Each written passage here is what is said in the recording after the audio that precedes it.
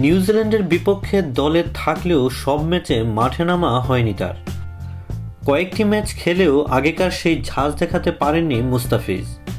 দীর্ঘ 5 মাস ইনজুরির কারণে দলের বাইরে থাকার পর দলে ফেরেন তিনি।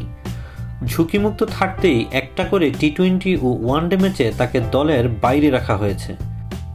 শুধু তাই নয়, কাঁধে অস্ত্রোপচারের ধকল সামলে ফেরা মুস্তাফিজ এবার নতুন ইনজুরির শিকার হয়েছেন, তার কোমরে ব্যথা। আর এ কারণেই তাকে 2 ম্যাচের টেস্ট দলে রাখা হয়নি বলে জানালেন বাংলাদেশ ক্রিকেট বোর্ডের সভাপতি নাজমুল হাসান পাপন। তিনি জানিয়েছেন মুস্তাফিজ তার কোমরে ব্যথা অনুভব করছে, কিন্তু অপারেশনের জায়গায় কোনো সমস্যা নেই, এটা নতুন ইনজুরি। তবে আমি বলেছি ওখানে থেকে ডাক্তার দেখিয়ে চিকিৎসা করে তারপর তাকে দেশে নিয়ে আসতে।